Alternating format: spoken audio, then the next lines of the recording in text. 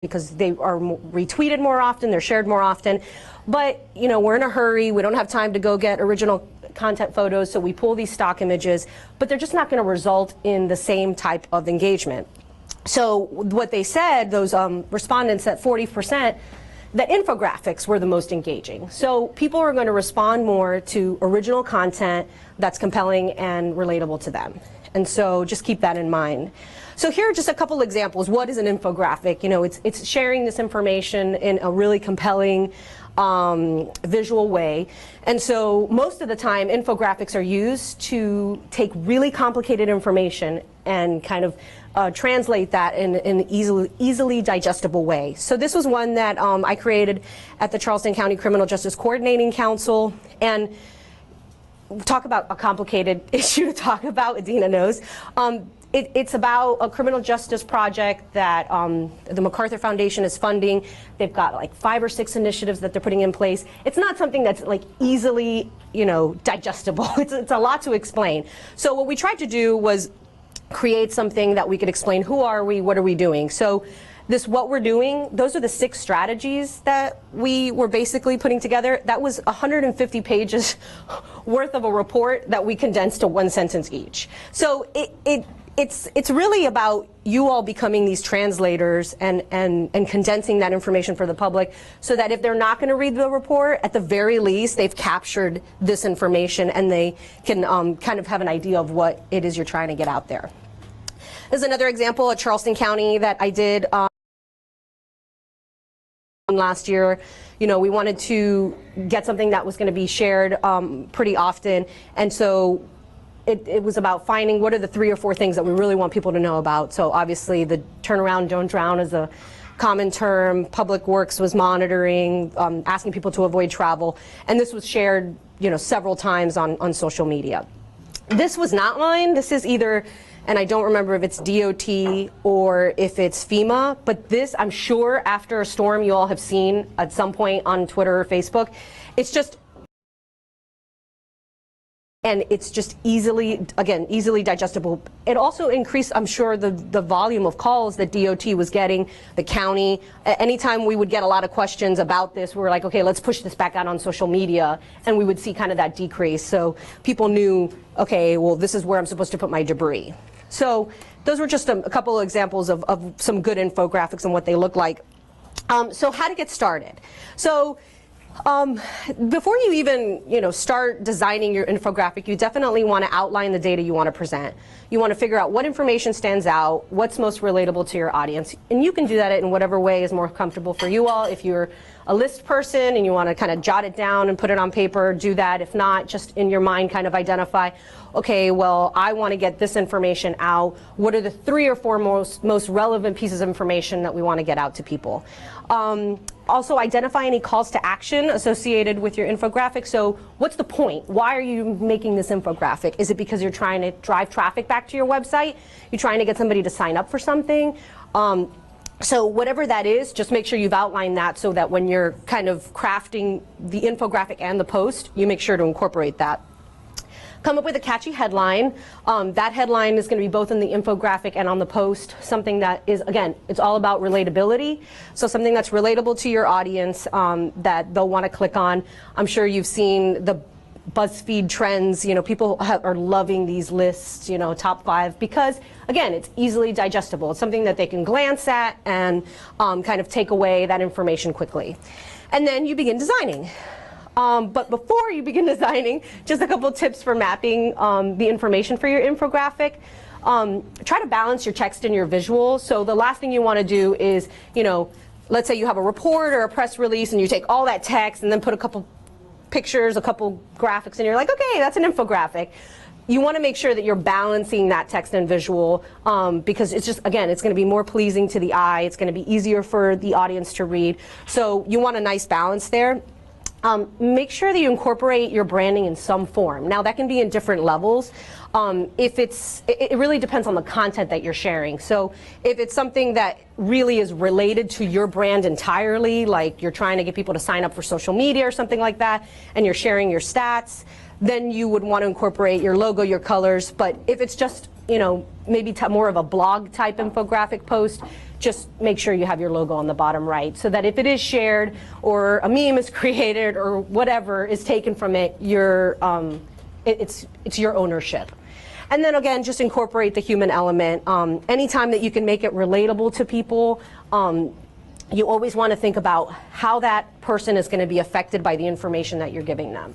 And so always kind of put yourself in their shoes and why they would want to click on that graphic. All right, so designing your infographic. There are several online tools for creating infographics, but let's say before we even get there, you don't using InDesign, Photoshop, or you're really good at Publisher, you can make infographics there. So what I suggest is if you're going to do that, you can always go to Pinterest, look up a relevant infographic, and you don't need to reinvent the wheel. Kind of use that as your template, and then you're just going to create it from an original, or create it from scratch in those programs. However, if there are all these amazing templates available online, that is really the way you probably should go, because you don't want to be spending a lot of time creating these in order to get a good return on your investment. So here are 3 different programs. Visme is, and all of these are the same as far as they're free with options to upgrade or have some form of payment that kind of provides you extra content.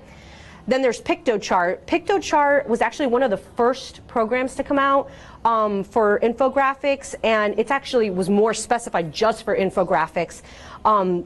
They have a pro version where they provide more templates, and they do have a paid subscription. Keep in mind, if any of you all are in nonprofits or government sectors, if you call them, they will provide a huge discount. So I think it's usually like $400 a year. They $50 a year. So it's worth it if that's the program you like. However, my very, very, very favorite one is Canva. I swear they didn't pay me for this, but I love Canva. I'm obsessed with it. I use it personally for party invitations. I use it at work. I'm probably logged in every day. And again, that's free with the option of an upgraded paid subscription, which I'll talk a little bit about. And there's also options for buying certain things. But I'm going to tell you guys how you can find some of that for free, so don't leave. 179 countries, and they average about 5 designs created per second. So obviously, Canva has really caught onto the market. It offers free templates for all your graphic needs. So it's not just infographics. They also have templates for invitations, blog graphics, social media, flyers, trifold brochures. I mean, you name the type of publication, they have thousands of templates for each of those. And they also have in their library free stock images and icons. So what's great about it is that, you know, it's already built into the library. And so there's stock images and icons also for sale. So you'll see, I'll show you guys a little, but you know, sometimes it's limited to the number that they give you, so then you have to pay for some stock images in order to get the licensing. However, oh well, that's the next slide, never mind. I'll tell you that in a second. There's an upgraded plan, Canva for Work, and that includes some branding options. So we just actually signed up for that at the library, and it's not very expensive, but the upgraded for Canva for Work includes it gives you some text headlines and some colors. The Canva for Work allows you to upload, and it defaults to your font, your branding, your colors. And so it's just kind of an extra perk to have, and it's just easy to use. And so we're going to go through this now, but basically how to register, you go to canva.com, you register, it's free, and you create a design, and we're going to go through this. I'm going to show you how to do it, but I'm going to read through this first. There's plenty of options to choose from, but for infographics specifically, you'll see that it's a certain size. It's 800 by 2000, which is a longer form, but you don't have to feel boxed into that size. Infographics can be the social media size. They can be the longer ones. And then the free templates are identified with a free banner on the bottom right of each template. So I'm going to show you guys real quick here how this is used. So eat while I pull it up because it smells really good. All right, So this is Canva. So after you've logged in and created a subscription, up here on the top left, you would hit Create a Design, and it's going to provide you all of these different categories. So you've got the popular ones, social media posts. So one of the nice things is that everything, you see when I hover over the dimensions, everything is already has the dimensions for that type. So for Twitter, Twitter tells you that 1024 by 512 is going to be the best one. It's not going to be cropped out when you're going through the feed. Same for Facebook, Instagram. All of them are in here, which is amazing. Same for you know, all these different formats. You have album covers, brochures, flyers. So really, you kind of have the gamut here. So for infographic, again, you can make an infographic using a Facebook or Twitter post if you want it in that size, but if you wanted that longer infographic format, under blogging and ebooks, you come here to infographic, and when you click on it, the same way if you clicked on the social media one, all the templates are going to show up here on the left.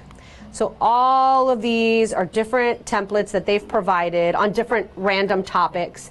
And so don't pay attention to the content there, and then you'll see on the bottom right, it'll say whether it's free or not. So any of these, when you click on it, would apply, and they're free, and you can go ahead, double click, and just change what you want. And you can move stuff around if you kind of want to alter the template a little bit. Let's say you want this on this side or whatever, you can do that. The nice thing to know is that there is a trick for the ones that aren't free to use anyway, for free. And so I hope Canva's not watching, because this may change soon. So we're going to find one that isn't free. And usually what it does is, see right here, when you hover over it, there's going to be a little dollar sign. So this one was kind of a resume type infographic that they had created. And so the reason that it's not free, okay, so what Canva does is what they're charging you for is not the template. They're charging you for certain elements that are within this template. So either there's a photo in here that is licensed, or there's a graphic that or icon that is licensed that they're asking you to pay for. If you want to pay for it, it's usually $1, that's fine. But if you really love this template and you're like, gosh, I really want to use this, but I don't want to pay, just look for anything that's watermarked. It's usually the watermarked item. So obviously this girl's photo is one of the things. So you delete it, and then just kind of scroll down and see if any of these, none of those look like they're watermarked. Any of these icons, see that one, you see the lines on the grid, that one's watermarked.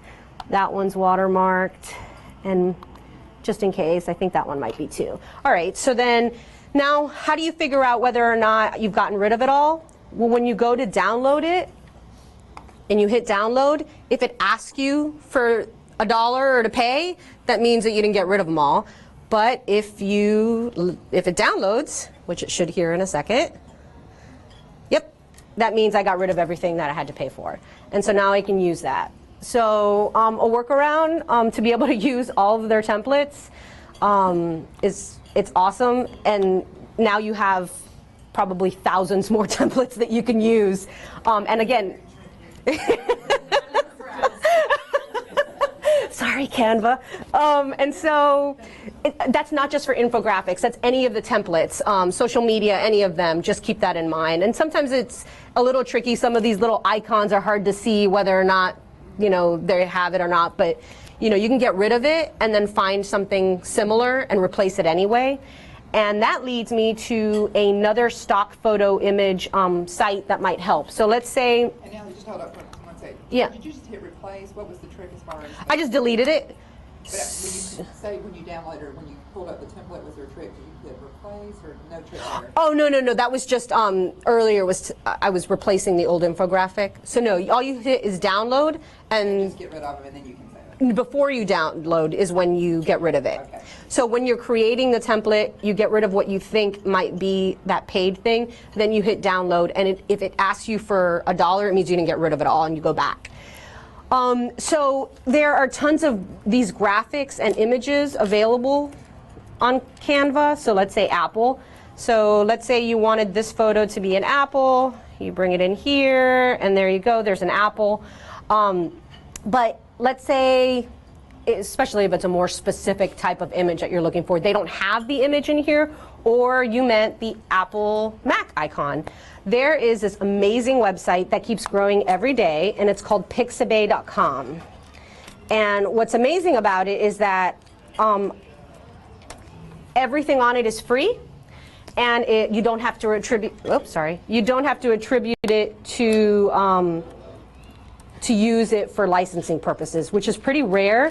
I don't know if you all have been there where you're kind of like Googling free photos, free, no non-copyright, or a lot of, why is it doing this?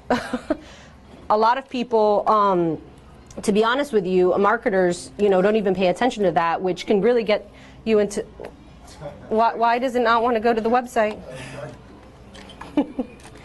Let's see.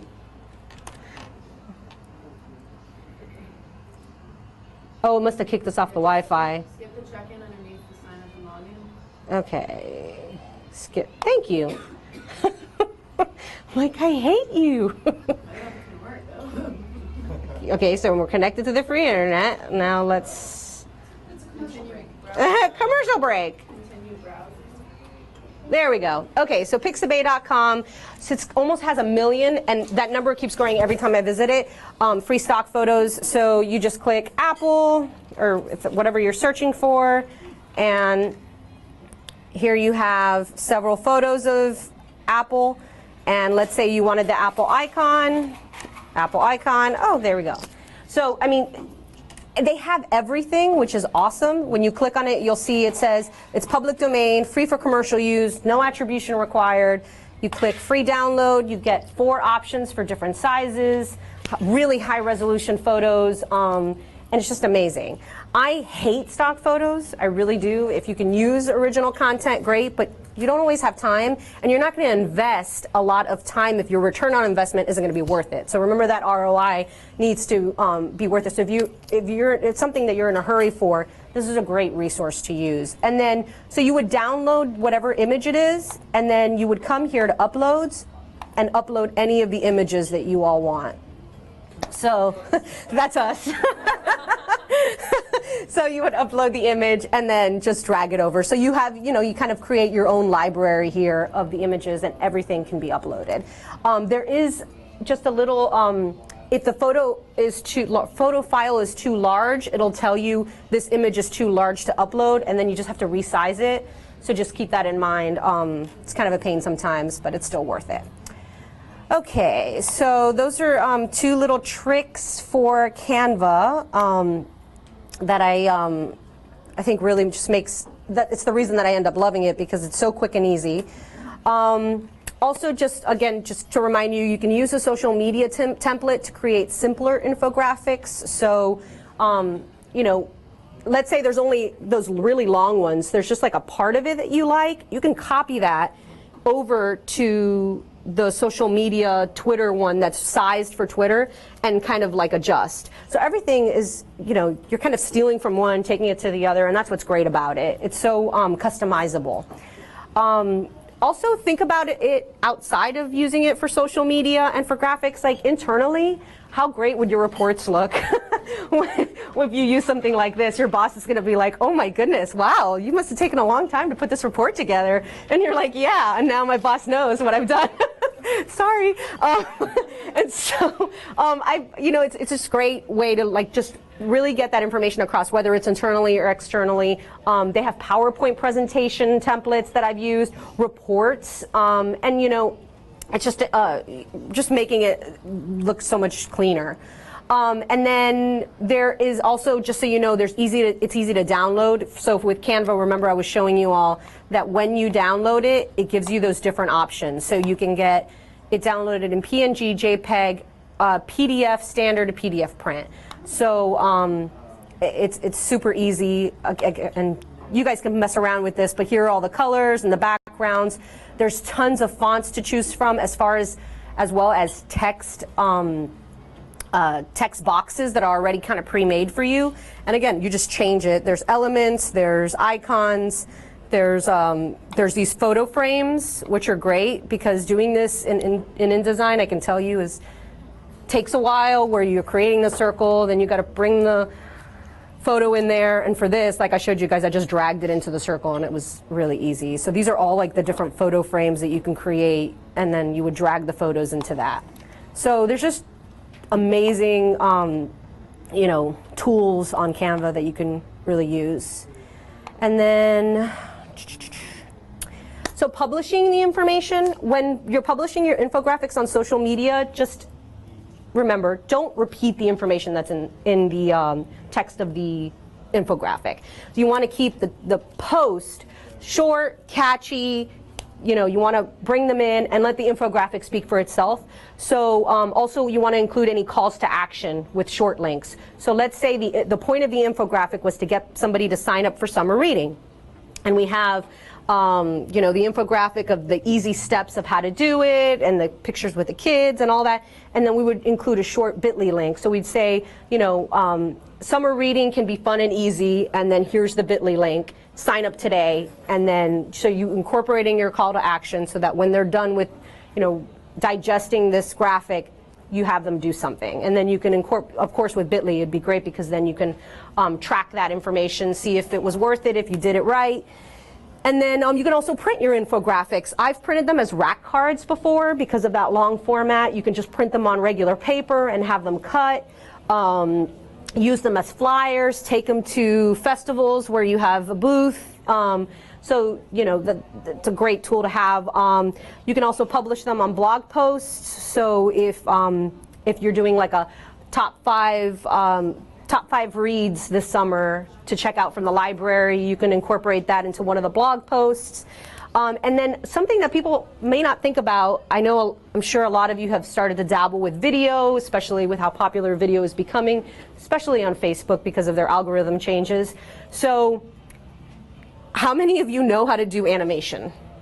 Yeah, probably none of us, right? So animation is really hard, and I'm not even going to try to learn After Effects. And so, you know, it may not be an animated graphic, but you could have a really cool graphic that you create on Canva, and then you download it as a JPEG and then import it as a JPEG into your video as a still frame.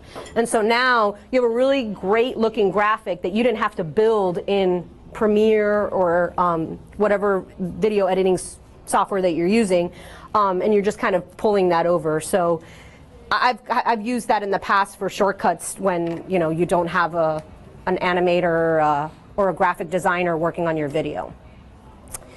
And that was the crash course in infographics. So thank you. I talk really fast because I'm Cuban, so if I've missed anything or if you guys have any questions, here's my email address. I'd be happy if you guys are ever if you go back to the office, start to use Canva, come across, I'm trying to use that trick, but I can't quite remember what you meant. Let me know. I'm sure Chris can email out this PowerPoint presentation and we can send it out. But I think infographics can be really powerful. And again, infographics can be so different. It doesn't have to be this typical or fit into some mold. Infographics can be as simple as 3 icons with 3 pieces of information. It's all about visual marketing now, and it doesn't look like that's going to be changing anytime soon. So I would encourage you all to jump on the bandwagon now. And that was it. Questions? Questions? Oh, Adina? Yeah, I just have one quick question. Can you, I haven't been able to figure out how to do it, but on Canva, can you put a link that works? I know when you might be able to if it's a PDF. So if it's a JPEG, you can't. There wouldn't be any hyperlinks available. But the PDF, I think that's why. Can you repeat the question so people? Oh yes, I'm sorry. Her question was, can you put links that work on in your Canva template? And the answer is that I think you can if you're downloading it as a PDF, because then it creates that hyperlink. But if it's a JPEG, that would not be available. I'm not 100% positive, but I think that's why it asks you whether you want to print whether you want the PDF as a print version or the other version. So the other one should be the digital version where you can click on it. So I'm almost positive. If not, if you have Adobe, you download it as a PDF, but you have through Adobe as, you know, selecting that link and then creating a hyperlink in Adobe. So there might be some workarounds that you can find.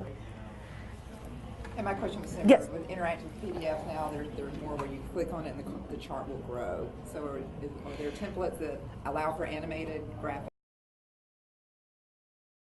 They literally add new templates every day.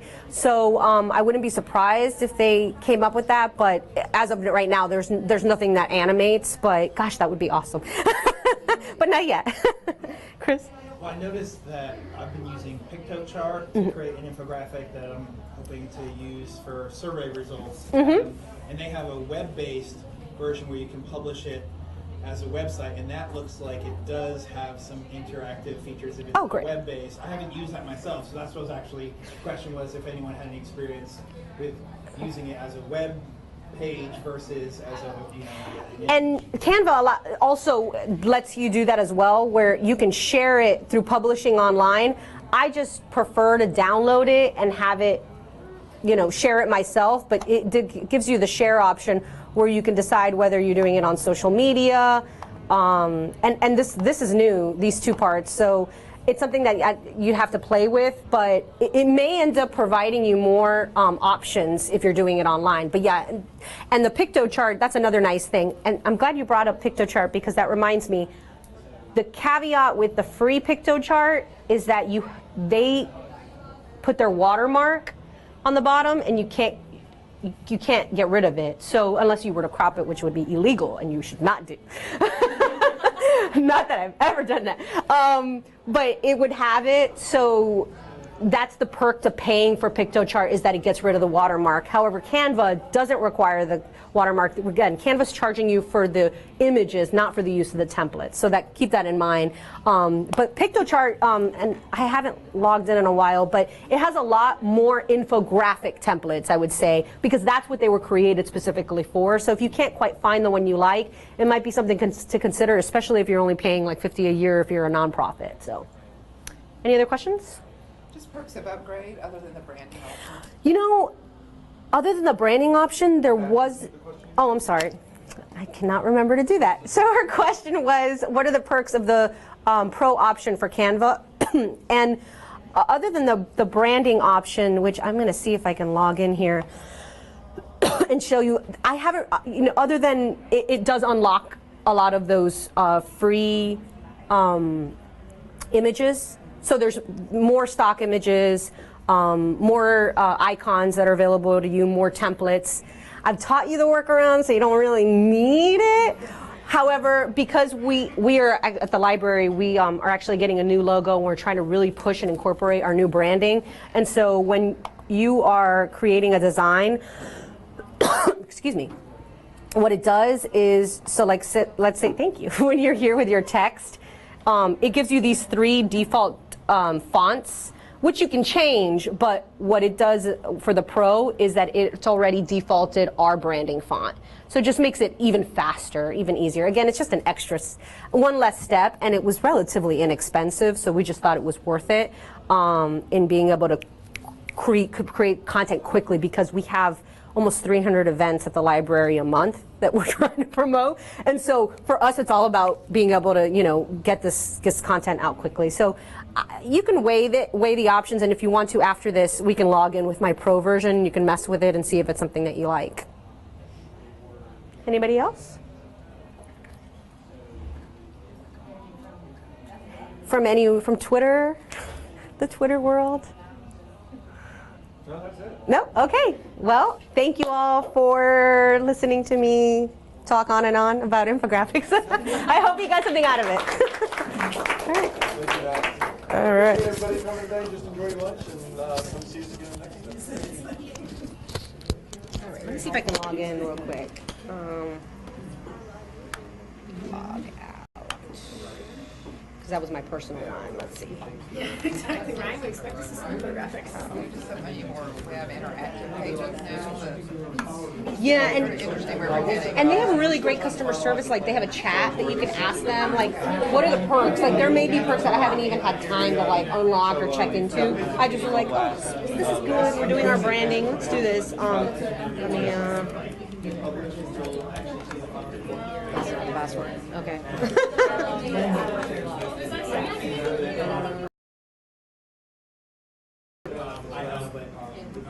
To be able to get we're actually using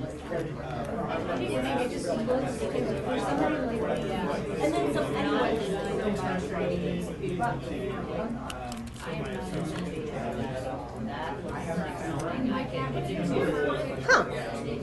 I'm trying to remember my password.